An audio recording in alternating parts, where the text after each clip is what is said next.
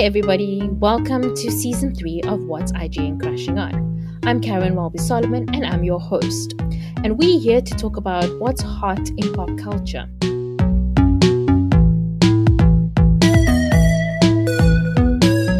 Hey everybody, and welcome to episode 11 of season 3. Today's episode, we have the stars of the extremely popular SAFTA-winning comedy show, How to Ruin Christmas. This season is called How to Ruin Christmas, The Funeral, and it follows our favorite cast of characters as they have to attend a funeral. But we will tell you more about that a little bit later. But once again, I'm joined by homegirl Leanne. How are you doing, girl? What up, homie? I'm good. How are you? Could be better. Could be better. Could be worse. Um, so I had a COVID scare this week, and I'm very happy to to be safe and sound. Um, Whoop, whoop. Yeah, but otherwise, one of the big things that happened this week, before we get into How to Ruin Christmas and all of that, is that Spotify Wrapped came out. And I know people are always Yes. saying like how annoying it is and stuff, but I love it. I feel like you see into the depths of people. So like I know one year my top my top Spotify rap stuff was just all like wedding type songs because that was like my comfort music. And I was so embarrassed. And like everybody's like posting their Beyonce Spotify raps, and I'm out here with like Ed Sheeran and Please like don't even be embarrassed. I felt like my aura on Spotify rap this year was yearning and sadness. But like that's is that what it said? consistently yeah, that's consistently been my thing. Like I'm happiest when listening to sad songs. Mm. So yeah, it was just more of the same, Mine basically. was mine is such a lie because mine is like is energy and bold or something like that. Or it's like energetic and bold. But that the type of music I listen to, it's like this is my get hot playlist, and like this is just like hot girl Yes. music. And then I'm like, this is just like the opposite of what I really am, but it's what I want to be. So, if that's what Spotify is seeing in me, I hope that it is like, Manifesting, babes. yeah, Manifesting. Spotify is helping me manifest my future. Wait, let me actually check what my order was. Yeah, energy and bold. That is my order. So Yeah. who's your top artist?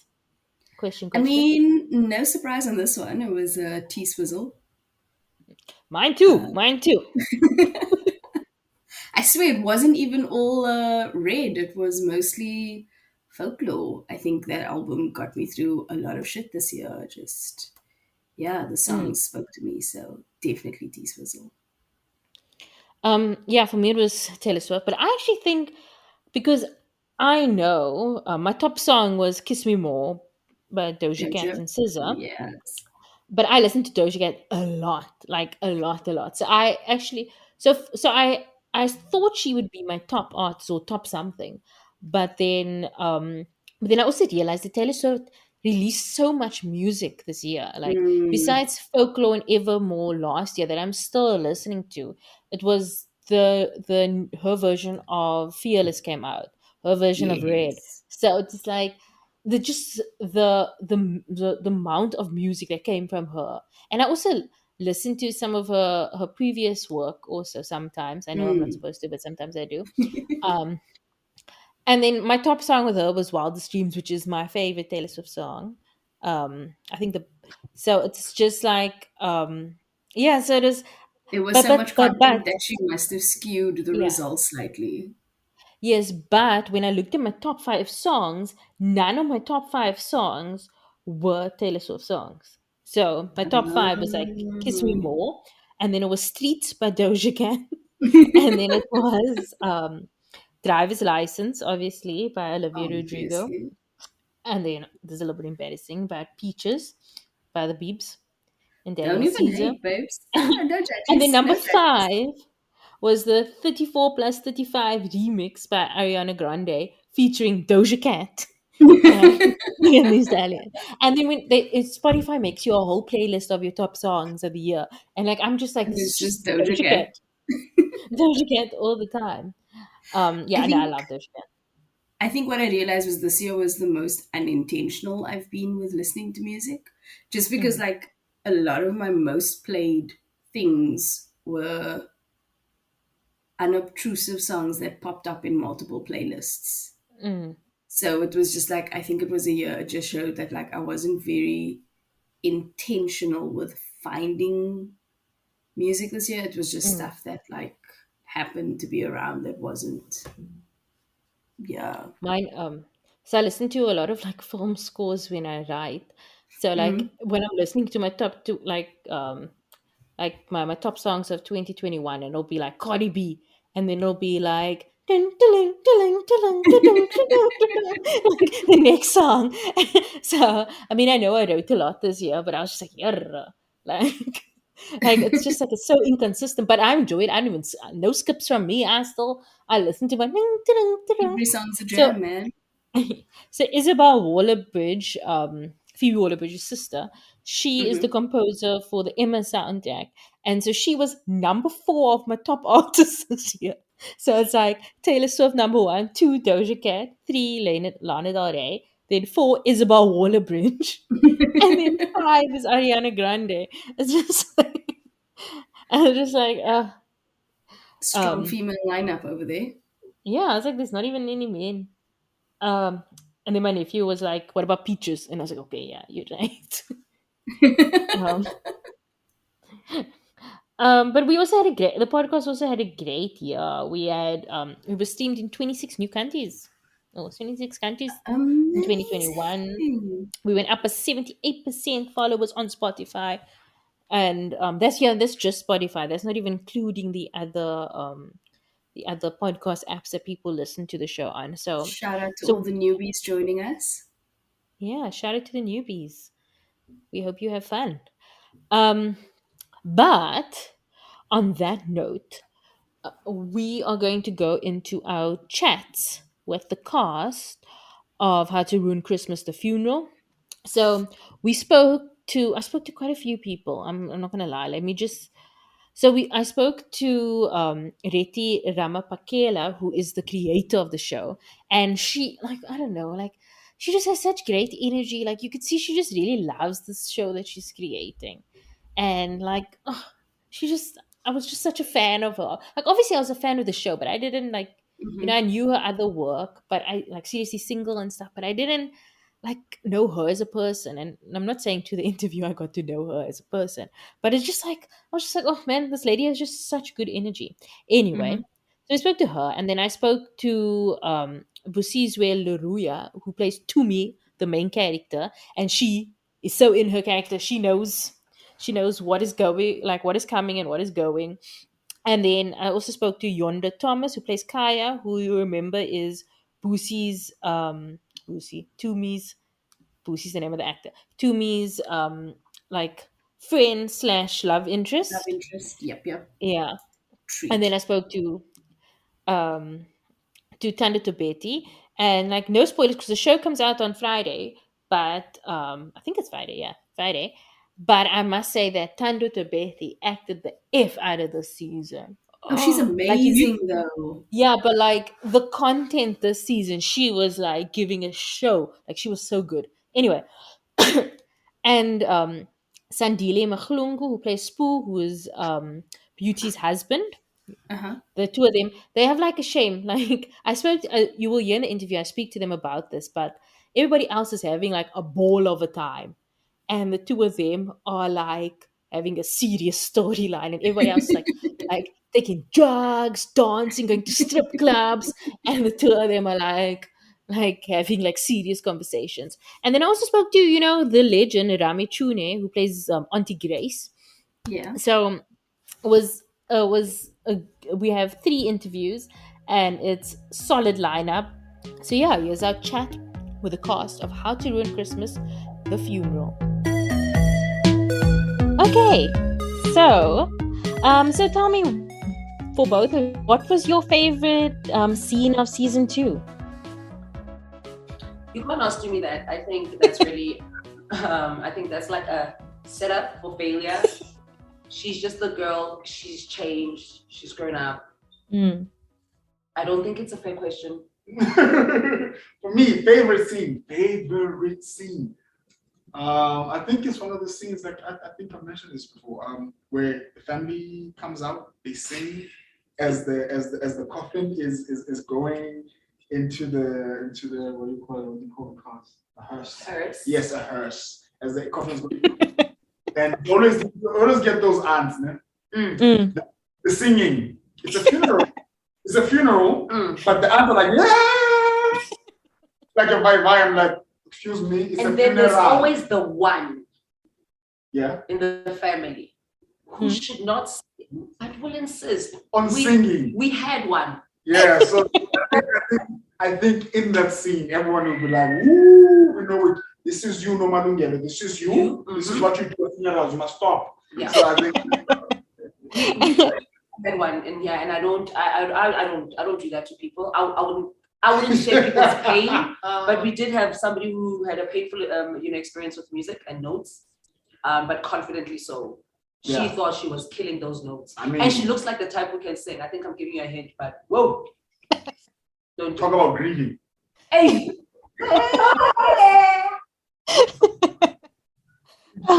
I'm not gonna like guess at all. I'm just gonna go on and say, so Yonda, we see a different side of Khaya this season. Like, how did you navigate this new aspect of the character?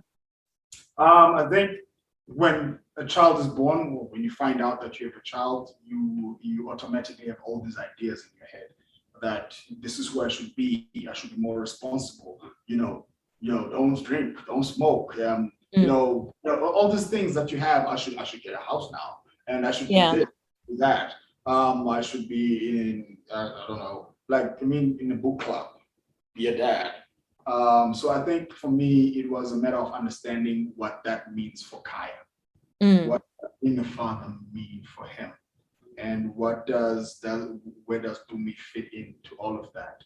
And I had to create that image as Khaya on his own, without Tumi, so that Tumi is introduced, there is this, push and pull that will happen.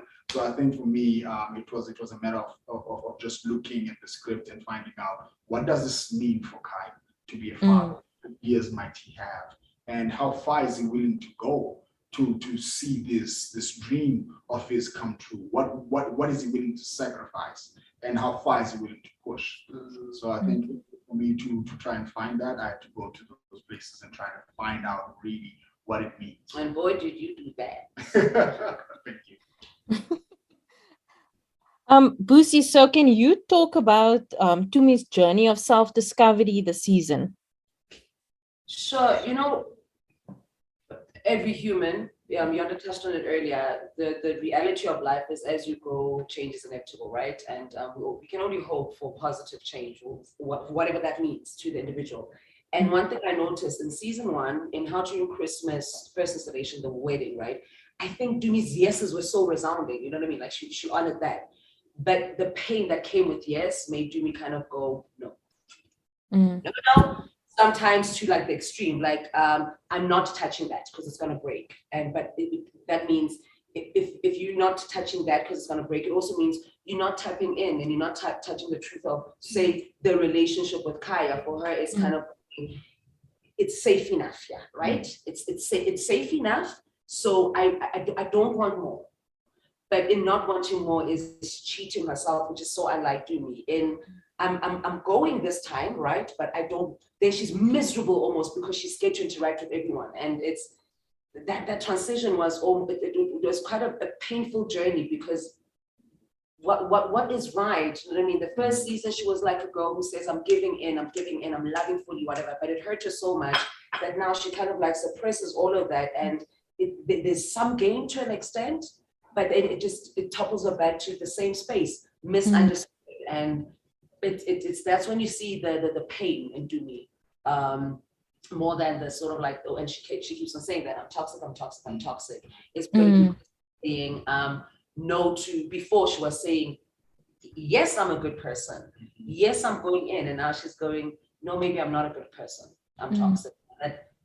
That made it feel, I felt for Tumi. It really sucks. And so how fitting that it would be how during Christmas, the funeral, it's not the actual event of a funeral. It's there's a lot of loss that happens. There's huge loss. Losing self. I mean, when you kind of, what do they say? When you're on your journey to finding self, the idea is not to lose a lot of what it is that you are, right? But it's people like Tumi. I sort of, there's a pain in kind of going, I want to find myself, but the world says let go of what it is that works for you. And it makes a lot of situations complex. Yeah, and I think that to just add, I mean, you speak so beautifully. Like you articulate so well. Yeah, and with Khaya, you find that it's the exact opposite, where it's like you have to lose all of that because that's childish. We're not children anymore.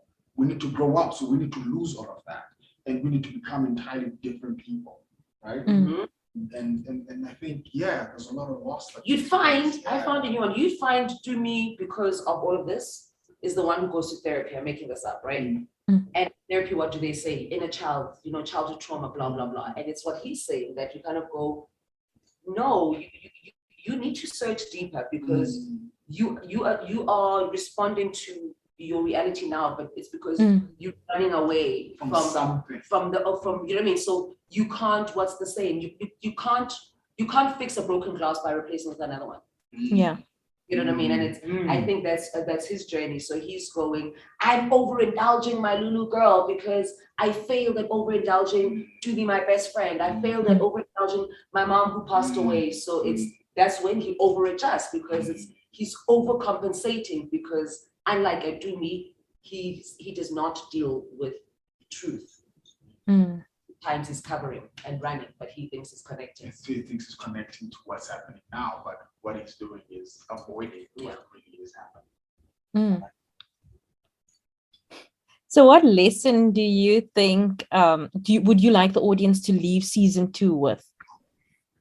Sure. Plenty lessons. Top of mind right now would be understanding that the concept of time, right? We've always lived in a thing of remember to love the people and let them know you love them, because you don't know how much time you have with them, right? But then there's moments where they say be in the moment, right? You know what I mean? Exist in the moment, because sometimes you lose it. So I think the audience kind of can learn that about time and self. So if you can be in the moment of self, you can see your family for who they are. You can celebrate your truth, even if it looks messed up to the world. So it's that the world has always maybe thought that Africans are so like extreme and not caring, like, oh, he's a drunko, but drunko shows up all the goddamn time. You know what I mean? Time. There's a thing where your mother will, black mothers will say, I didn't see it, just to save their child. And so it's that, like, I think the concept of appreciating time, but true self, like being in the true moment, will resolve unnecessary priorities about life. So yeah. I mean, I couldn't have said it better. I think it's also finding, I think people need to watch it to find who they are. And finding who you are is a constant thing. You have to find out who you are today. Do you need coffee today before we get started? Or today you're happy to just wake up and go? And all these decisions, I mean, we can go deeper than that, but I think the one thing is that constantly figuring out who you are. And if you look at the families, the two families, it's consistently everybody's always trying to figure out who they are. We're doing the funeral like this. No, we're not doing it like that. And we're do it this way. We're getting this casket. And these are all people trying to figure out how to honor whoever it is they're trying to honor and trying to find out, who am I in this situation right now?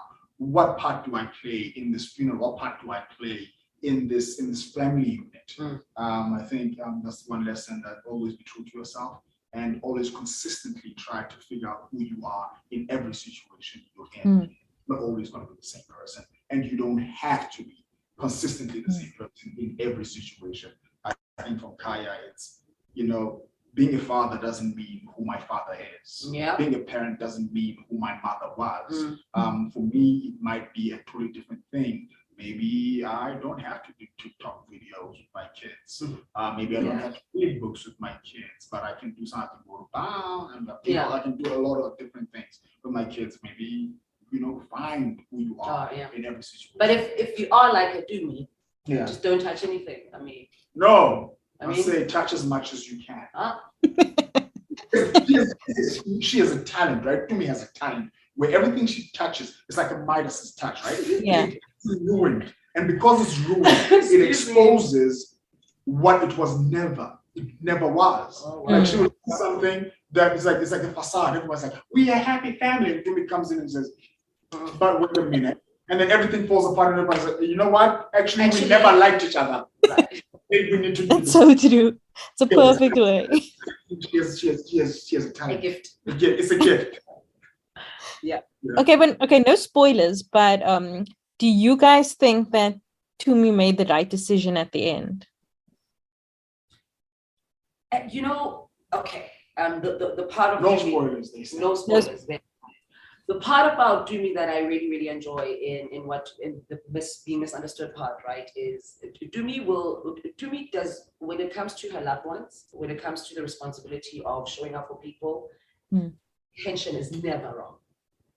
The intention is absolutely, absolutely never wrong. But now, here's the thing, intention versus expectation. That's when you kind of go, did she make the right decision according to who? What were the people's expectations versus her true intention? So, what were the people's expectations? So, I guess the answer to that is, it depends on what you expect. Expecting. So it might be a right decision for me, but maybe not for you. Oh, perfect. Oh my gosh. But guys, thank you so much. This was lovely. I really enjoyed season 2, and I'm looking forward to everyone else to watch it as well, so that that everyone can enjoy it with me. But thank you so much. It was lovely meeting you. Oh, thank you so very much. It was a lovely chat. Thank you so much. All right. See you on the 10th. Well, not. Okay. With your family. Watch it with your family. Yes. We will know. Yeah. Again. Oh. Bye, guys. Thank you so much. Bye.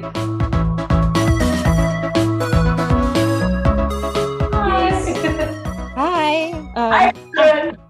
Hi. Nice to meet you too. You too. So, okay. Let's get started. A question for both of you. What is your favorite scene of season 2? Yo. Oh gosh. In fact, I think I was telling you about that one.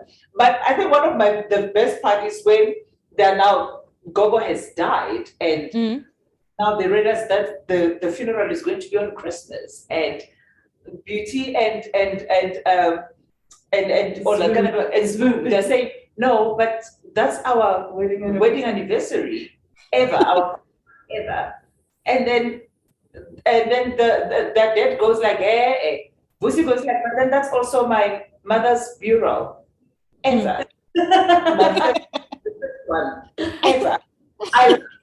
I laugh like I've never. It's so crazy to see she's not even in. I'm not. I laughed so much I was tearing. I kept on going back and watching it. I was like, what? What are they saying? This And the way Saint delivers it so and the way he delivers Yeah. it, the fact that nobody can dispute right now. I don't understand what you guys are saying. It's my mother's first burial ever. For me, I died. I think mine is the opposite of that. It's actually the last scene of episode 1 where everyone realizes that Gogo has, moved on. And just to see, the actors in that moment and everyone's looking at Tumi again, like, oh gosh. Again, you. did it. Yeah, like here, like literally, here we go again. And it's such a beautiful way to say to the audience, we're back, welcome to the chaos, welcome to the madhouse. Yeah. So season 1 was like really successful, with all the SAFTA wins and constantly trending. When did you guys know that the show was a hit? When we shot it, I'm sorry. I know so like OTT and so presumptuous, but I knew it. I read the script. I was like, we have a hit. I knew it. I loved it. I was like, come on, guys. I mean, I'm sure you knew. I didn't know. I knew. As we were shooting it, I was like, this, because another thing is that when I watched the first season, I watched it with the audience. I didn't watch it like I acted in it. So a general public, no one who knew what was happening, I really watched it like a season that was just playing on TV. I laughed at every scene.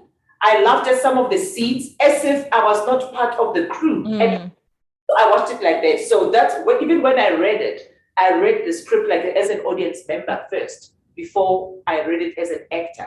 And for me, I was sold on it instantly. I knew it was a hit, even when we were shooting it. I was just like, oh no, I know, we have a hit. We have a hit on our hands, guys. I think for us, it's like very scary because, you create a story and you're like, I hope people will understand what we're trying to do. And we work really hard with our writers in the writing room. And, it's days spent gag polishing and whatever. But you can never know, right? You can never be sure. Even when you're on set and you see the actors and they're in wardrobe and makeup and you're like, wow, these people are real. They're actual real longer on the page. And you're still like, okay, we're getting there. It's going to be great. And then you sort of post-production and you're like, they killed it. Oh yeah, that is funny.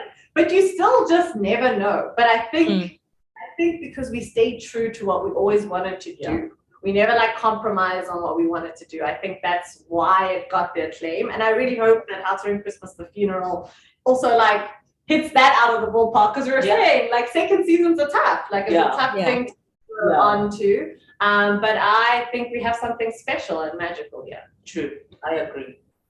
I was sold immediately. I was like, this is something I would want to watch, even if I wasn't part. This is something that I would definitely love. And the writing was great. The casting even better. I was just like, okay.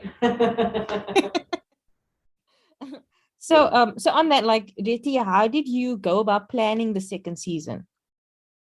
Well, it was a tough one because it's like, okay, we had a wedding, okay? And now it's 1 year later.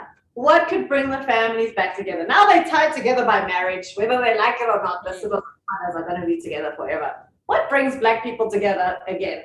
Funerals. So it was just about that. And it was about what twists can we give? The audience are wondering what Khaya's secret is, and we're still that to them. But it was important to also deal with something that Black people are very used to, but people around the world as well. We all have experienced loss, but there's something cathartic that comes with it.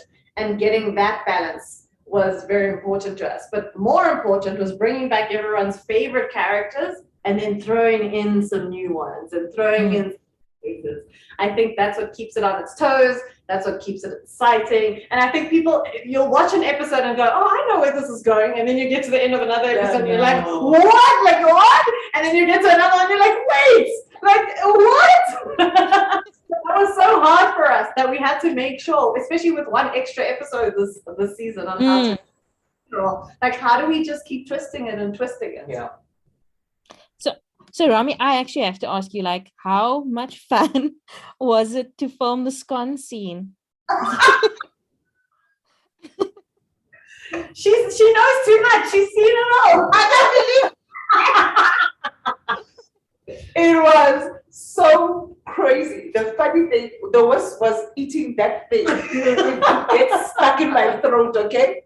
And then I take after take. And this one kept on saying, okay, just one last shot. And I'd be like, there's a whole song sitting in my throat. Although she was very believable, Caryn. We should be very worried about how believable she played all that stuff. Like, what's happening at Rami's house? Yeah, like it's crazy. But it was so out of. It's like she brought out the ratchet, and now you know that okay, this is the aunt that you do not give the scones to. And I mean, when she was looking for them frantically, Yes. her life was she couldn't believe that the bucket disappeared. Like, how dare you? You know? But shooting that scene was so crazy. We worked so hard. My legs after that, I just did not want. I made a run. I kept running. Yeah. By the time that wig, I wanted to burn. But You can tell we have fun on set, clearly. Yeah, no, we had a lot of fun. I absolutely enjoyed each and every moment on set. Even the times when, the weather would change, it would get cold. And it needed to look like it's summer. And yeah, the funny thing, you'd be like, and they say action. Professionals. Show up. Yeah, we had so much fun. We had so much fun. And I think what makes everything work as well is we're telling stories that we know. We're so fascinated. And I mean, throughout I could remember some of my aunts. I'm like, oh yeah, I know Manito would have done this. I know this one. I know that one. I know that other aunt, especially the funeral, the singing and all of that. The aunt of mine who made sure that she would sing higher than everybody, unnecessarily so, but we knew it. We were like, when they say hymn number, already. Yeah. Well, guys, thank you so much. I love this season and I can't wait for everybody else to see it. This was a lovely chat. So great meeting you. Oh, You're back first. Get frozen. Oh, yeah, no, I just said I enjoyed the season and I'm so excited for everyone else to see it. Hey, thank you. Thank you so much. Bye. Hi, guys. Hi, Caryn. Hi, I'm good, and you? Good, thank Great. you. So, okay, let's get started. A question for both of you. What is your favorite scene of season 2? Let's just start. Sure. We have to base this on memory because we Yeah, actually yeah. haven't seen it. Yeah. For me, you weren't in that scene. I think it's the opening scene of the season. You just watched it, hey, Caryn. Yeah.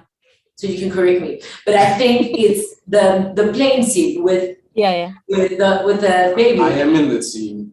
Oh, you are because you're in the plane. You know what's with me. funny? That's the same scene that I was thinking about too. Oh, really? Yeah, because I mean, it lays the groundwork for for everything that's going to happen afterwards. Because it's such a plot twist in its own. It's a comedic plot twist, and it sets the standard. So I think that's my favorite scene. Yeah. Yeah, I was waiting for you to finish. I was like, Okay. that's fine. and it's great cameos also. Yes.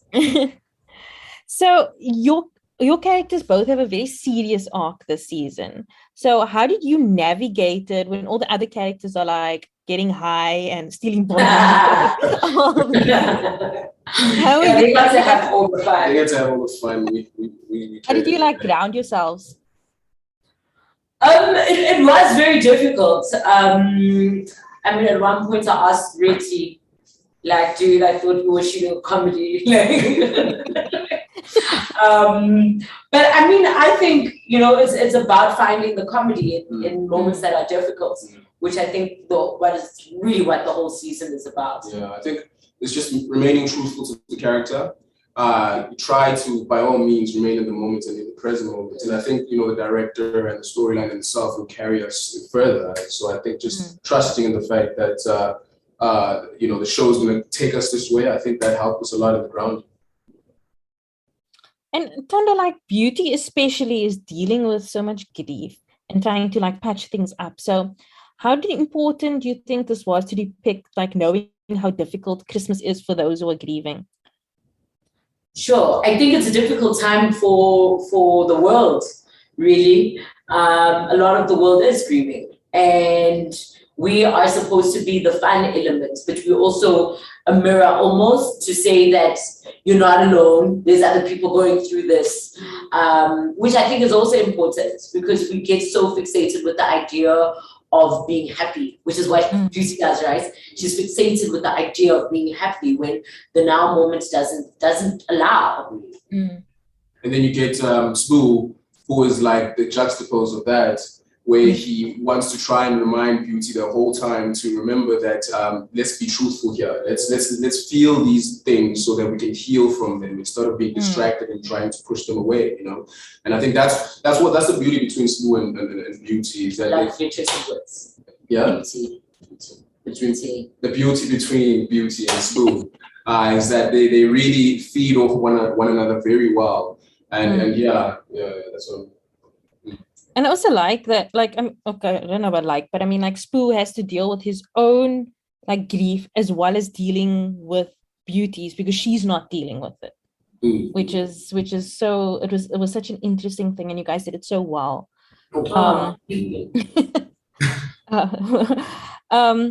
So, like, season 1 was so successful, like, all the awards and trending. When did you guys know that this was a hit? Like, I'm in a hit. I think after we're done shooting it. Really? For me, I'll be honest. I think after we're done shooting it, you get such a feeling after leaving it all in the open, and you know that everybody else did, and you know that you were carried very well from the directors to the writing, to the storyline, to the veterans that were on the show as well, to the experience, Thando Thabethe.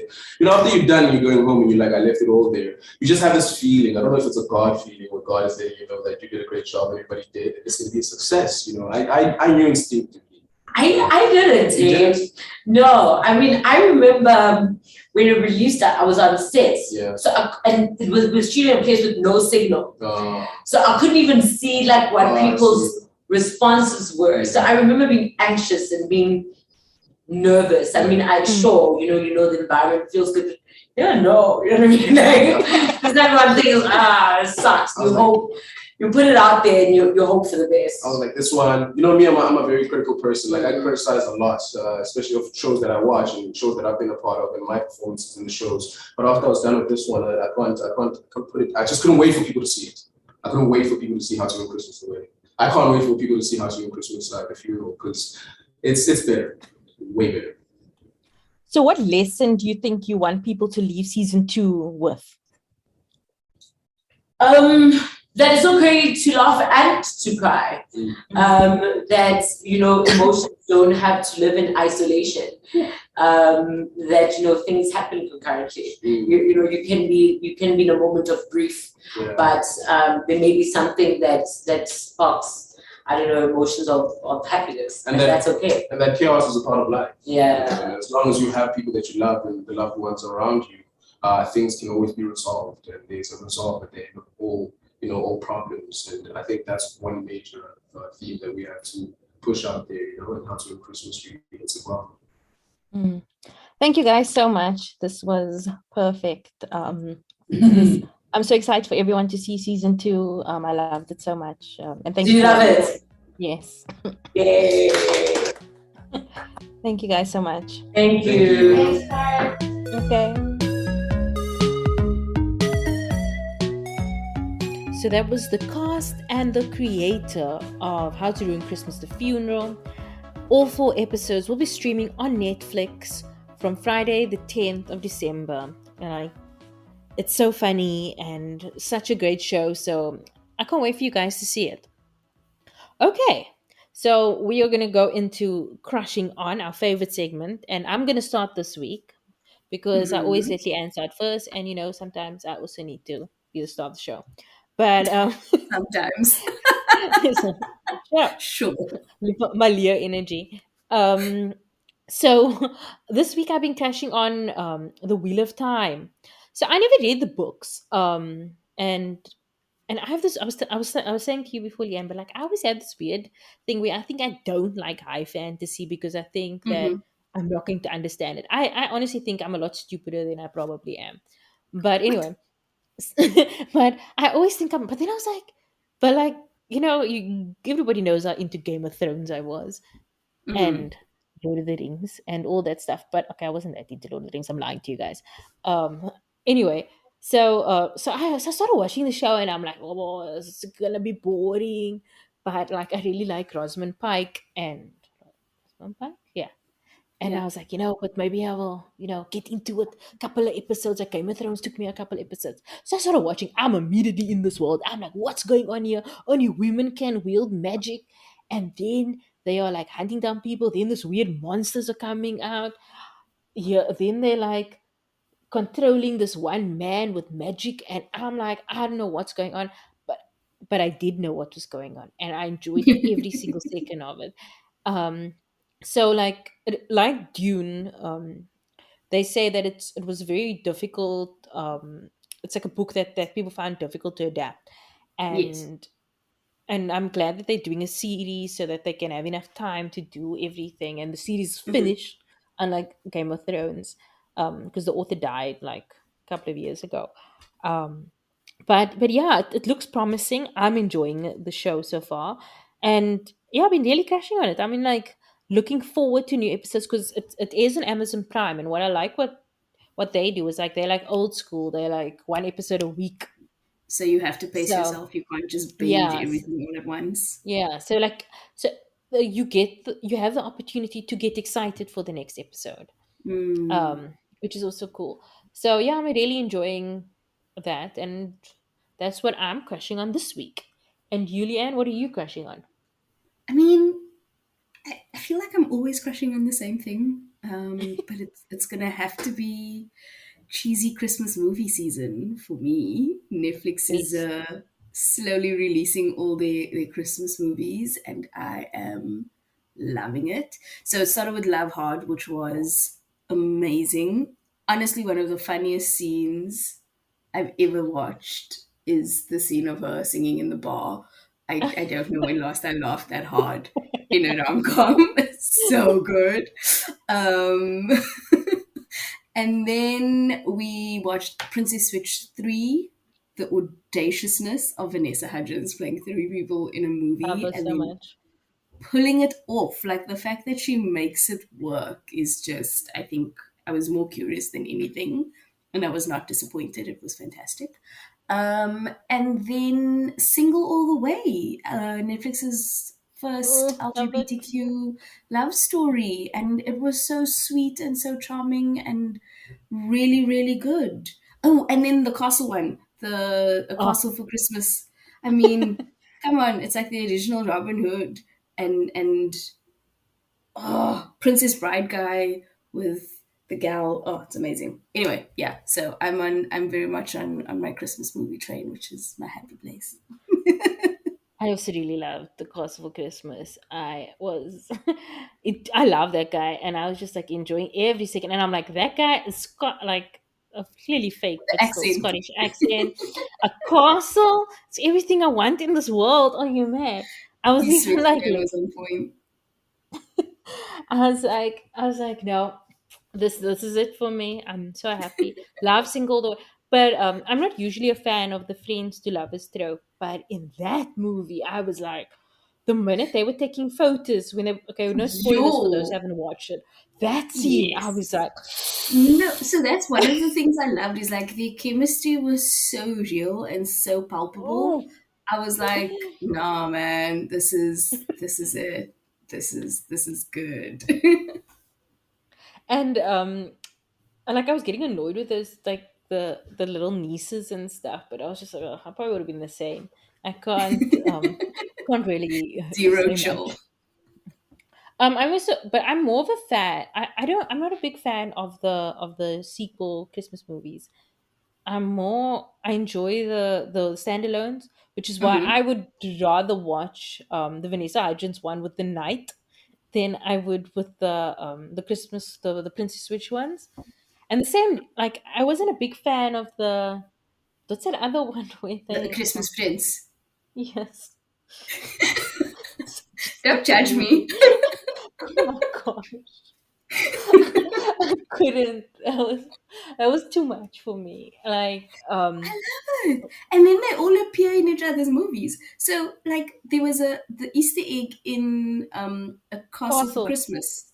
So did you Yeah. see when the couple checks in? It's the couple Yeah. from A Princess Switch. I Yes. was like, the Netflix Christmas cinematic universe. It's a real thing.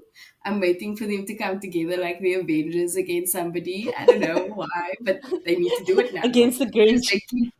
they keep dripping it in. So I'm like, where's it going? What are you building towards?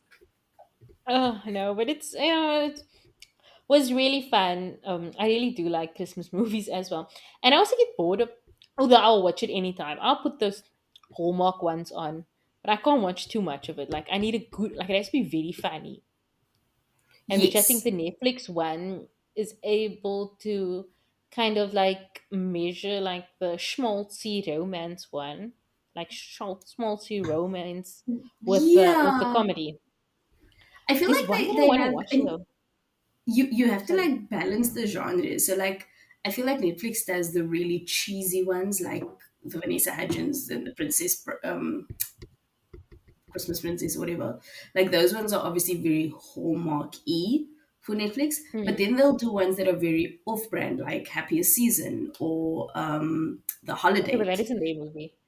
But Holiday, Holiday was theirs. loved And I mean, like, so Holiday. they they were so good, right? Like, it's set in Christmas, but it's just a really good rom com. So, like, I feel like they do kind of balance for all the market segments. Because, yeah, I think, like, full Hallmark does get a bit intense. You have to balance There's it a out. whole apparently like you know Raymond a Black.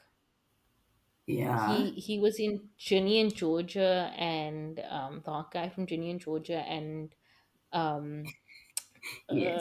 that Maid movie, yeah, a Maid TV show. He was anyway, so he's in quite a few Hallmark Christmas Hallmark. movies, and there's this one called the Boyfriends of Christmas Past, and I've it's a new one out this year, and I don't know if it's been on our Hallmark yet because I haven't seen it on TV. I keep looking out for it, but like I really want to watch that one. Just for I him. really like him. Oh my gosh. Treat. He is a treat. Okay, okay. That's all for us this week. But talking about Christmas movies, we have a bumper Christmassy, schmissy episode coming up for our final episode of season 3.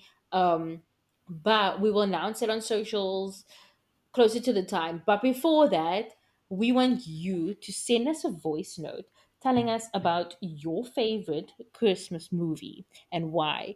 And it will help us win a bet and also will be part of the show. So you can send a voice note to us at 078 362 2566. And for those of you that are not in South Africa, you have to add a +27 to that. And then it's once again 78 362 2566. Yeah, send us a voice note and tell us what you're feeling. But thank you so much for listening, and we will speak to you again in 2 weeks' time. Bye. The show is produced by me, Caryn, and Rebecca Barches. Our admin is done by Leanne Phillipson. Our logo was designed by Natifa Maruf. And the show was created in partnership with IGN Africa. If you like the show, tell everyone that you can, any way that you can. Keep up to date with our episodes by subscribing to the show on Spotify, Apple Podcasts, or wherever you get